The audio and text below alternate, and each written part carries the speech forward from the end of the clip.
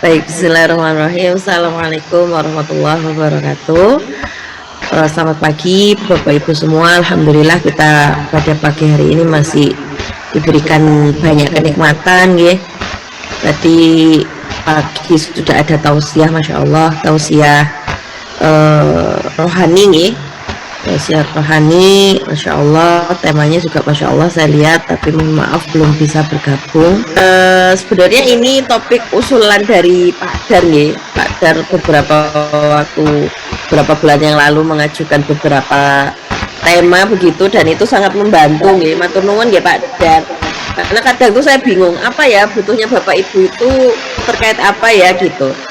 Kalau saya kaitkan dengan Lebaran sekarang, saya rasa Bapak Ibu sudah ahli semua ya. Jadi kalau masakan-masakan Lebaran, insya Allah Bapak Ibu sakit inilah ya, sudah tahu gitu, sepertinya begitu. Nah, ini salah satu topik yang diusulkan oleh Pak Dar terkait dengan bagaimana kita itu mengolah bayam.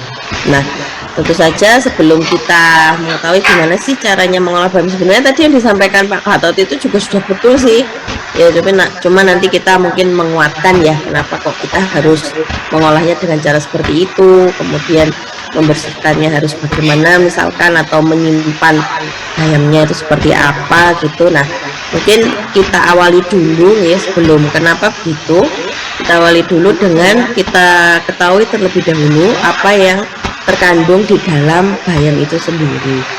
Nah, yang pertama ingin saya sampaikan adalah terkait bagaimana kemudian bayam itu kandungan gizinya dibandingkan dengan sayuran yang lain.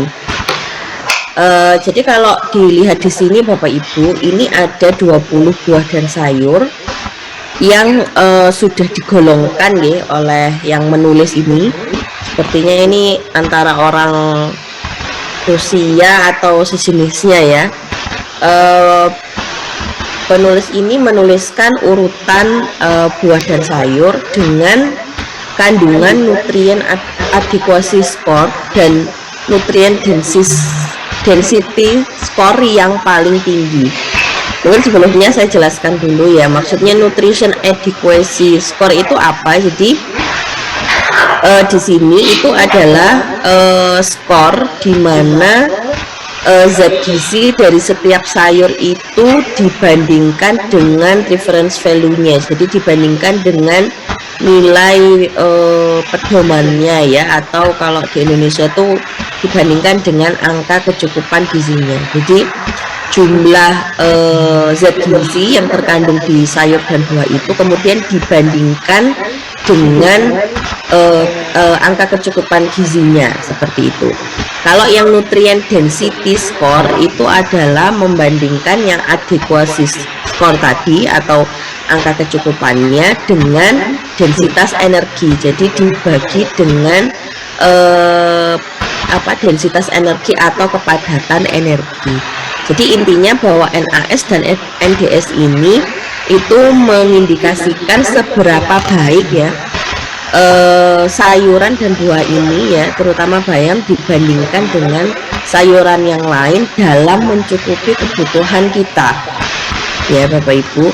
Jadi di sini dapat dilihat bahwa bayam ya atau spinach ini itu secara NAS dan NDS itu adalah yang paling tinggi dibandingkan dengan sayur-sayur yang lain seperti cabbage itu kubis, brokoli, lettuce ya, kemudian wortel dan lain sebagainya. Ini dia ini dari segi di dalam bayamnya itu, dari segi zat gizinya itu paling tinggi lah gitu dibandingkan dengan angka kecukupan gizi kita, dibandingkan dengan sayuran yang lain. Maksudnya seperti apa? Nah, kalau kita lihat lagi antara bayam dengan sayuran yang lain itu dari segi kandungan protein, ternyata di bayam itu juga ada proteinnya ya Bapak Ibu ya, meskipun kalau dibandingkan dengan sumber protein yang lain ya, misalkan kayak ayam, daging, tahu, tempe, ya tentu saja masih sangat kecil ya Bapak Ibu ya bayam ini. Tapi dibandingkan dengan sayuran yang lain, protein dari bayam ini adalah yang paling tinggi, baik bayam itu masih mentah maupun yang sudah dimasak. Selain itu juga kandungan serat pada bayam ini juga yang paling tinggi Bapak Ibu di antara sayuran-sayuran yang lain. Sehingga kemudian bayam ini kalau dari segi kita ketahanan pangan keluarga, insya Allah dapat dibeli ya Bapak Ibu, bahkan bisa ditanam ya, ditanam di halaman rumah kita sendiri.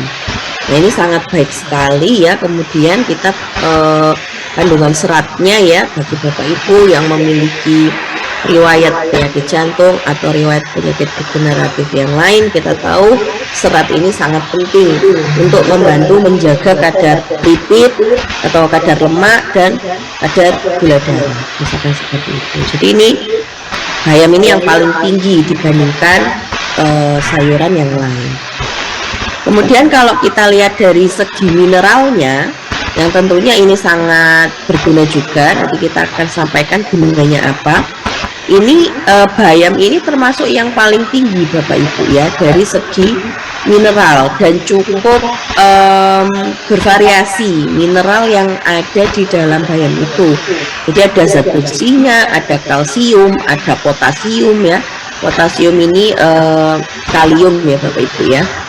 Kemudian magnesium, ada sodiumnya atau natriumnya ya, kemudian ada zinc, ada mangan, yang ini semua memiliki manfaat kesehatan bagi tubuh kita. Kemudian kalau dilihat dari segi vitamin ya, bayam ini terutama tinggi ya, maksudnya lebih tinggi kandungan vitamin A, B9 atau folat, beta karoten, lutein dan zeaxanthin, vitamin E dan vitamin K dibanding dengan sayuran yang lain. Nah ini bayam ini merupakan salah satu sayuran yang cukup lengkap ya kandungan vitaminnya, dan tinggi pada beberapa vitamin. Nah, kandungan mineral tadi itu fungsinya apa saja ya? Yang pertama zat besinya ya yang terdapat di dalam bayam. Jadi bayam itu memang mengandung zat besi ya Bapak Ibu ya. Jadi kenapa kartun Popeye itu untuk mendeskripsikan mungkin ya bahwa bayam itu mengandung zat besi begitu ya, jadi diidentikan dengan Popeye yang kuat gitu ya, mungkin seperti itu. Nah zat besi sendiri itu memiliki banyak peran di dalam metabolisme tubuh kita Bapak Ibu. Jadi yang pertama, fungsi utama dari zat besi itu adalah dalam proses transportasi oksigen, di mana zat besi ini akan dibawa oleh hemoglobin ya di dalam tubuh kita. Nah hemoglobin ada di dalam darah ya Bapak Ibu ya, sehingga ketika darah mengalir ya ke seluruh tubuh, zat besinya juga dibawa ya ke seluruh tubuh, maka kadar oksigen di dalam pembuluh darah kita ini juga menjadi lebih lancar, sehingga kita akan bisa mencegah terjadinya misalkan angina pectoris ya, nyeri dada ya, kalau bahasa awamnya ya nyeri dada kiri. Nyeri dada itu kan disebabkan karena oksigen itu nggak bisa masuk ke dalam pembuluh darah jantung ya Bapak Ibu ya, sehingga kemudian responnya itu menjadi nyeri di dada sebelah kiri. Artinya yang kurang oksigen itu adalah jantung.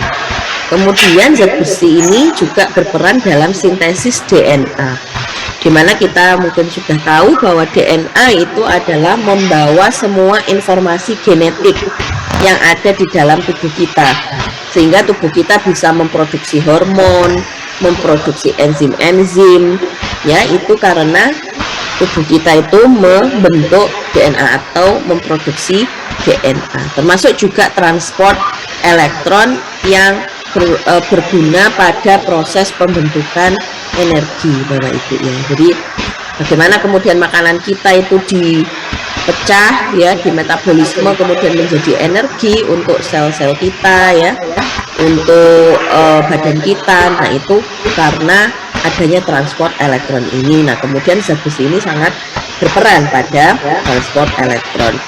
Kalau mengalami defisiensi zat besi atau kekurangan zat besi, kita sudah tahu ya, terjadi anemia ya, terjadi anemia. Jadi terjadi sebenarnya itu adalah kekurangan zat besi ya Bapak Ibu ya, yang kemudian menyebabkan bentuk sel darah merah kita ini mungkin bisa berubah warnanya atau berubah bentuknya ya. Misalkan yang mungkin sering kita dengar tuh anemia defisiensi besi, itu biasanya diciri khaskan dengan mikrositik mikrokromik. Artinya sel darah merah kita itu kalau mikrositik itu berarti mengecil Bapak Ibu ya, kalau mikrokromik itu warnanya menjadi pucat. Jadi kan harusnya warnanya merah gitu ya, tapi karena kurang zat besi warnanya menjadi pucat sel darah merah itu, sehingga kemudian anemia ini menyebabkan kita lesu, lemah, lunglai dan sebagainya. Tapi ternyata kekurangan zat besi itu juga dapat mengakibatkan terjadinya penyakit neurodegeneratif ya, seperti misalkan Alzheimer, Parkinson dan lain-lain. Itu juga bisa disebabkan oleh adanya kekurangan zat besi. Fungsi dari zat besi yang lain ini bisa merestore energi ya. Kenapa ya? Karena itu tadi ya yang sudah saya jelaskan, bahwa Hb itu yang mengikat zat besi itu dibawa oleh darah masuk ke dalam sel kita dan seterusnya ya. Terus ada transport elektron tadi ya, yang berfungsi pada saat pembentukan energi di dalam tubuh kita ya, sehingga ini akan meningkatkan vitality atau vitalitas atau ketahanan ya dari tubuh kita. Kemudian juga meningkatkan kualitas darah dan meningkatkan kualitas. Kemudian yang kedua, bayam itu mengandung kalsium juga Bapak Ibu ya. Dan sebagaimana kita tahu bahwa kalsium ini berperan pada pembentukan tulang dan gigi ya, dan karena memang tulang dan gigi itu salah satu komponen utamanya memang kalsium ya, yang menyusun tulang dan gigi kita. Nah di sini dikatakan bahwa lansia ini pada usia lansia ya, itu terjadi penurunan efisiensi dalam mempertahankan kalsium. Jadi kalsium itu akan banyak terbreakdown, akan banyak terlepas dari tulang dan gigi kita, sehingga memang pada lansia dianjurkan untuk mengkonsumsi lebih banyak sayuran ya, terutama sayuran hijau ya, termasuk bayam ini untuk membentuk kekuatan struktur tulang ya, sehingga tidak mudah dipecah ya, yang nanti menyebabkan terjadinya osteoporosis misalkan seperti itu. Kemudian yang selanjutnya adalah bayam ini mengandung potasium ya, atau kalium dan magnesium. Nah kita tahu bahwa kalium dan magnesium ini dapat mencegah terjadinya penyakit jantung dan mencegah atau membantu menstabilkan tekanan darah ya. Jadi memang kalium sendiri kita tahu bahwa dia berperan pada proses kerja dari miokardium atau otot-otot jantung ya. Jadi otot jantung itu bisa kontraksi ya, kemudian bisa ini dibantu oleh adanya kalium. Nah di sini sayuran yang berwarna hijau ya pada umumnya itu mengandung tinggi kalium Bapak Ibu, sehingga memang sangat dianjurkan bagi Bapak Ibu untuk banyak-banyak mengkonsumsi sayuran daun-daunan termasuk bayam ini. Kemudian kalau magnesium itu fungsinya untuk memproduksi energi, menjaga keseimbangan elektrolit ya, menjaga fungsi normal neuromuskular ya, dimana kita tahu bahwa pada usia lansia ini keseimbangan elektrolit ini mulai tidak seimbang ya, produksi energi juga mulai menurun ya Bapak Ibu. Kemudian fungsi neuromuskular ya di daerah otot ya, gerak otot dan sebagainya itu juga mulai menurun pada golongan lansia, karena memang massa otot pada lansia itu juga memang mulai menurun ya. Yang bagaimana supaya kita bisa mempertahankan ya, salah satunya adalah dengan berolahraga. Salah duanya adalah dengan mengkonsumsi makanan tinggi magnesium ya, termasuk bayam ini Bapak Ibu. Kemudian bayam itu juga mengandung zinc. Nah, zinc ini kita tahu sangat berperan pada sistem imun Bapak Ibu ini. Makanya kalau ada anak-anak ya yang mengalami gizi buruk misalkan ya Bapak Ibu ya, atau mengalami penyakit infeksi misalkan diare kayak gitu, itu salah satu yang harus ditingkatkan itu adalah kandungan zinc, makanan yang mengandung zinc. Jadi pada anak-anak yang diare itu dikasih tempe kayak gitu-gitu Bapak Ibu, karena tempe itu juga mengandung tinggi zinc ya, untuk membantu membantu mempercepat proses penyembuhan dari penyakit infeksi, dalam hal ini tadi diare. Jadi zinc ini penting untuk membentuk enzim-enzim di dalam tubuh kita Bapak Ibu. Kemudian juga zinc ini untuk mengontrol ekspresi gen. Jadi maksudnya gini Bapak Ibu, gen kita itu pada saat tadi ya sintesis DNA atau produksi DNA, itu gen kita itu kan dikopi ya Bapak Ibu ya oleh yang namanya RNA. Nah, ketika proses ngopi itu kadang ada salahnya gitu Bapak Ibu. Nah, tapi Allah itu menganugerahkan kepada kita itu namanya proofreader Bapak Ibu untuk proses pembentukan DNA itu tadi. Jadi kalau ada kopian-kopian yang salah, itu oleh Allah itu tubuh kita itu diberi proofreader untuk menghapus tadi yang salah-salah tadi. Nah, untuk bisa berfungsi seperti itu ya, jadi kalau ada yang salah dihapus, kalau ada yang salah dihapus, itu kita membutuhkan zinc. Ya, kenapa kalau salah dihapus? Ya, kalau salah cetakan kan nanti jadinya berbeda ya Bapak Ibu ya.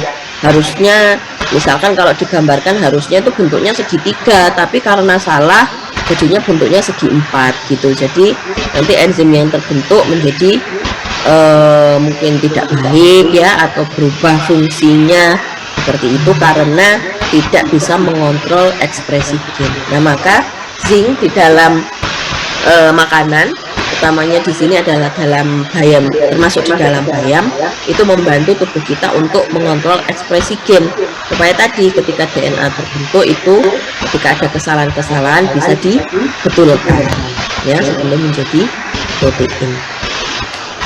Apabila kekurangan zinc, kita tahu imun kita akan turun. Kemudian kalau ada luka itu juga sulit sembuh ya. Kemudian kalau pada anak-anak juga mungkin akan terjadi retardasi mental ya.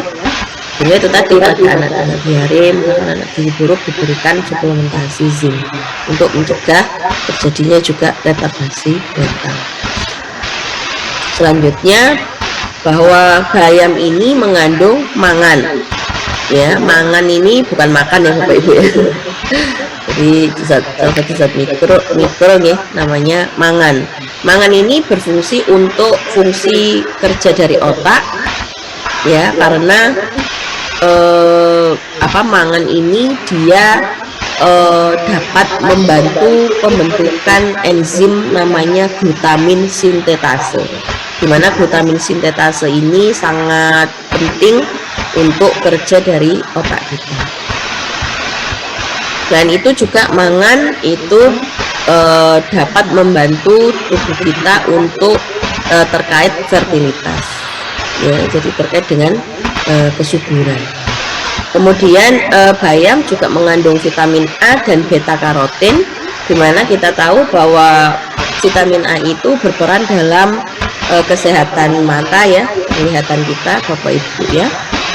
Kemudian selain vitamin A itu selain berfungsi untuk kesehatan mata, juga berfungsi untuk sistem imun sebenarnya Bapak Ibu. Jadi vitamin A ini sebagai sumber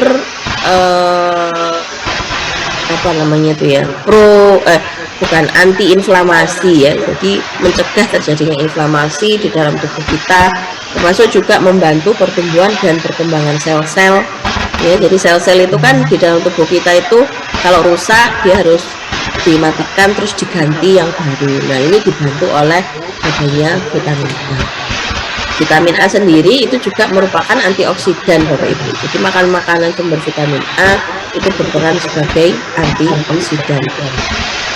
Kemudian beta karotin yang ada di dalam bayam itu berfungsi untuk mencegah terjadinya penyakit jantung dan kanker, karena memang beta karoten di sini juga berfungsi sebagai antioksidan tadi ya. Dan itu sudah banyak penelitiannya terbukti bahwa beta karoten itu dapat mencegah terjadinya peningkatan kadar lemak ya, peningkatan kadar gula darah seperti itu. Kemudian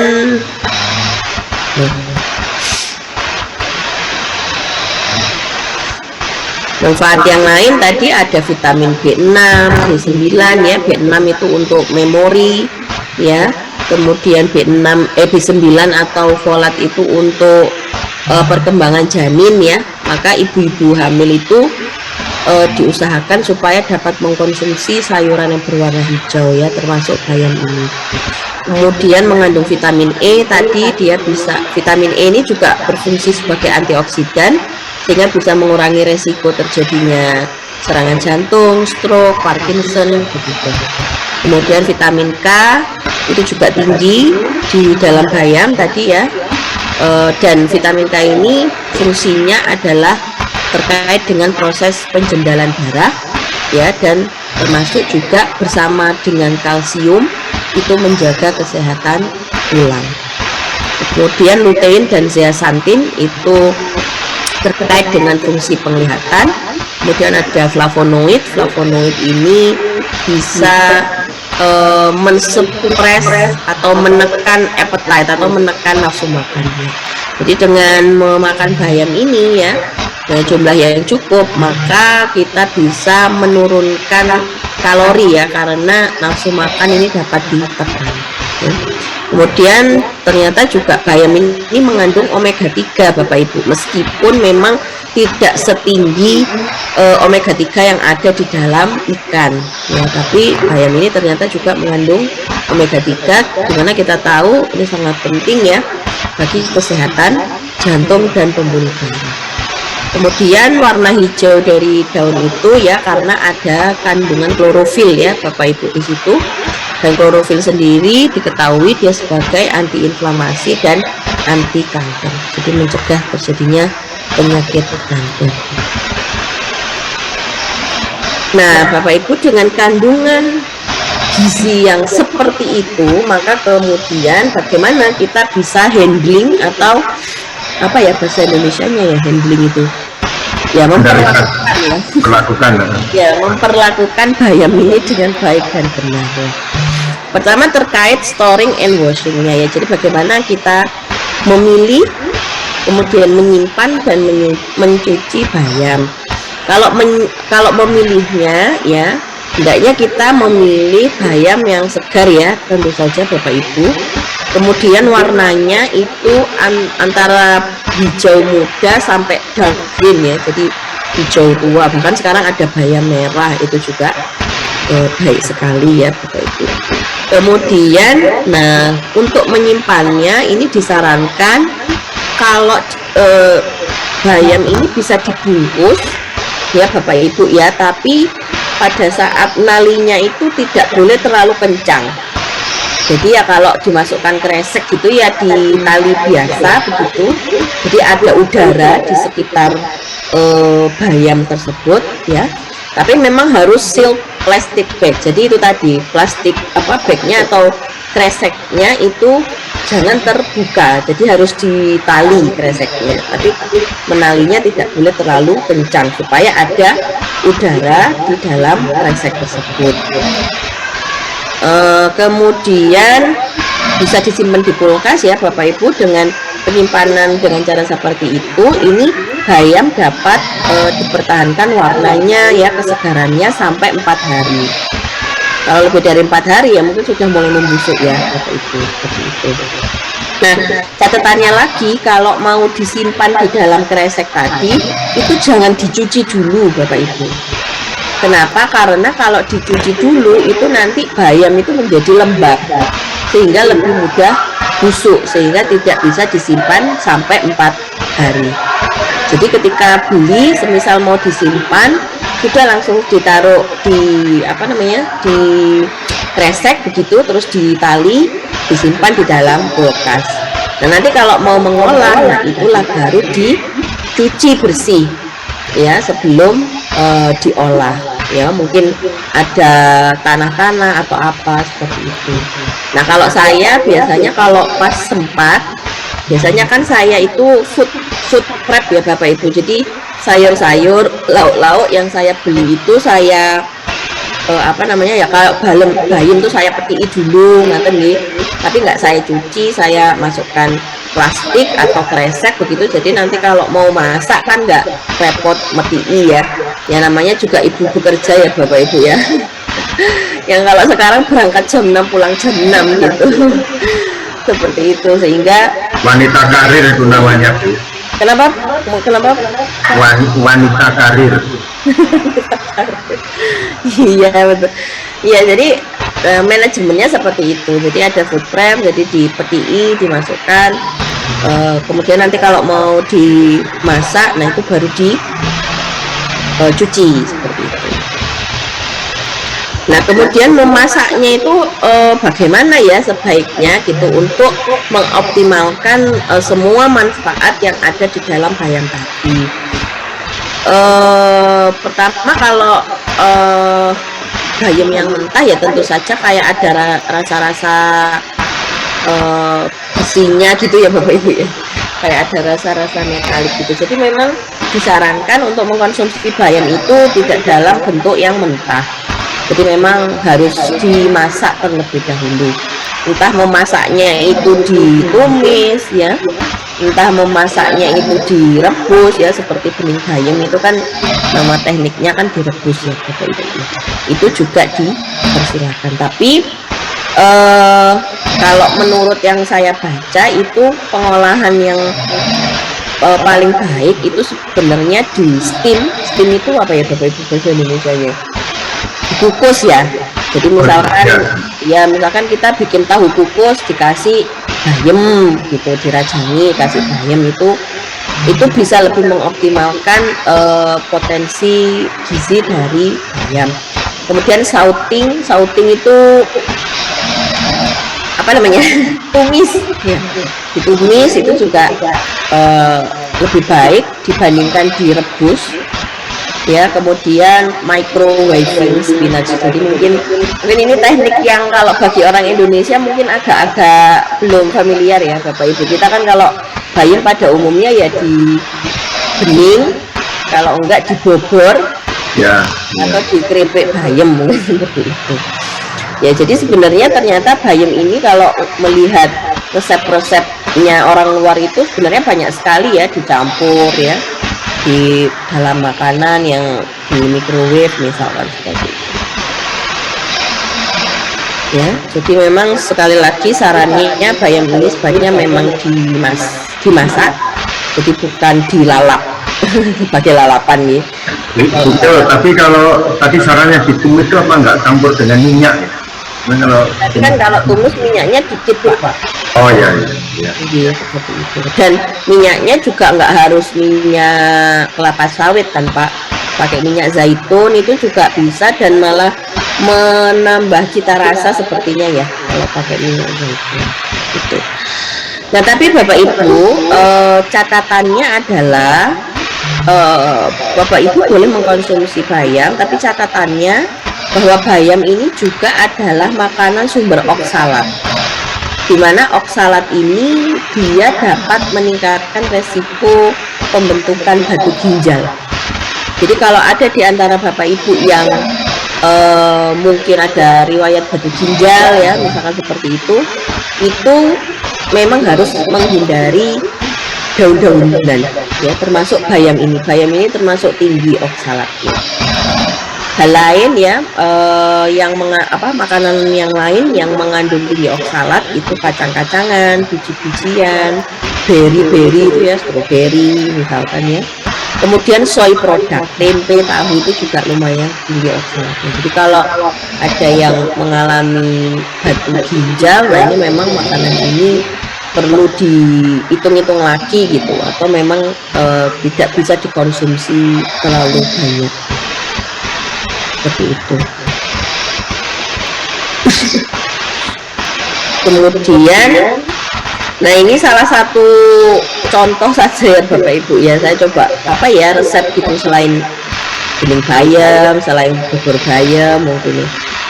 Nah ini tumis bayam ya misalkan Bapak Ibu, nah ini pakai minyak zaitun Bapak Ibu ya, terus bawang putih cincang ya, garam, merica, begitu saja, terus ditumis ya.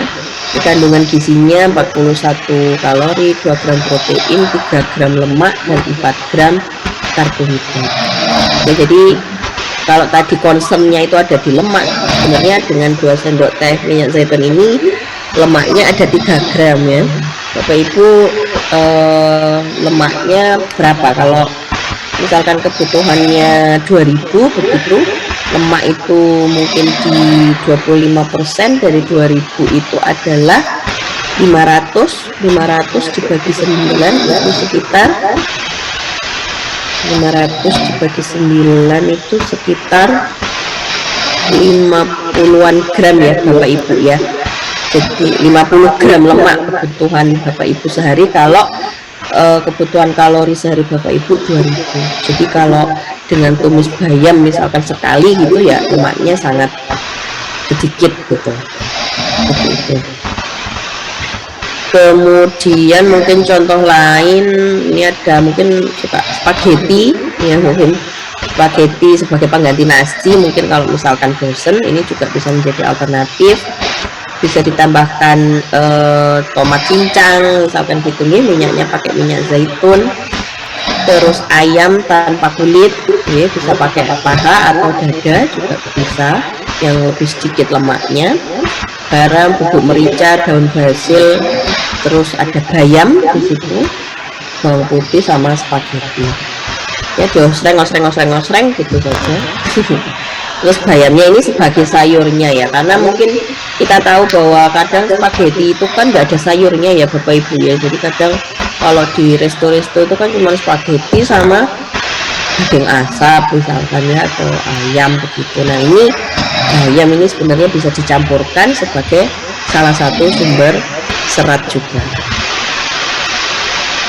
Terus ada salad bayam. Nah ini saya pribadi juga belum pernah nyoba ya Bapak Ibu ya, tapi ini isinya daun bayam, dikasih stroberi, dikasih alpukat, keju, terus ada paprika, mungkin irisan timun, kacang kenari, terus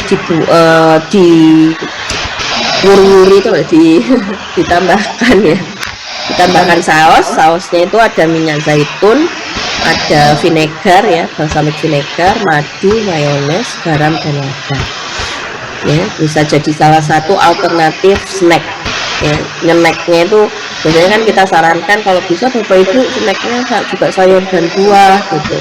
Dan salah satu mungkin yang, tapi saya nggak tahu, mungkin ya karena nggak terbiasa ya dengan salad-salatan ya mungkin kalau orang Indonesia.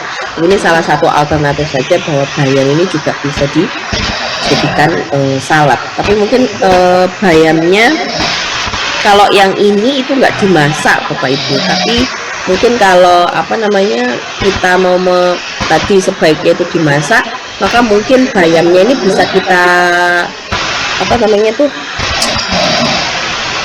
masak nggak pakai apa-apa gitu loh Bapak Ibu, cuma melayukan saja, mungkin di atas panci gitu, wajan gitu, nggak pakai minyak, nggak pakai apa-apa.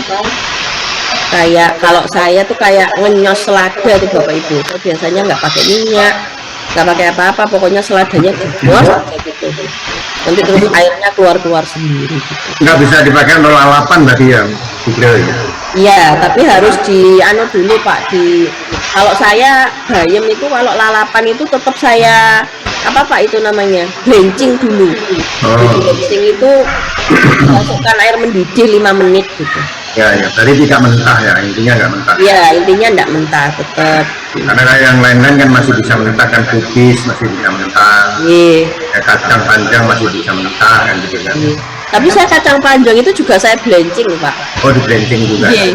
Iya. Jadi saya tuh kalau lalap itu misalkan pakai ada bayamnya, ada kacang panjangnya, ada kubisnya, itu semua saya bleaching dulu. Iya. Saya bleaching dulu, jadi dimasukkan ke air yang mendidih selama 5 menit gitu. Itu warnanya juga kayaknya lebih hijau gitu kayaknya Pak.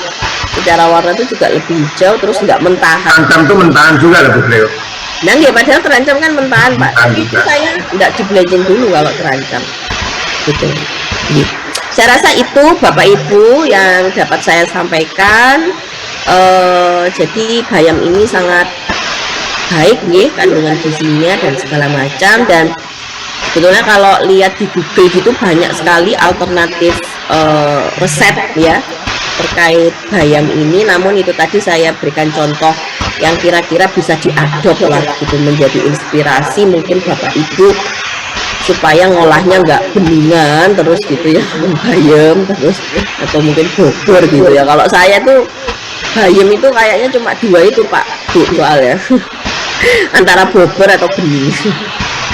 Seperti itu Bapak Ibu yang dapat saya sampaikan. Ada kurang lebihnya mohon maaf. Saya akhiri. Assalamualaikum warahmatullahi wabarakatuh.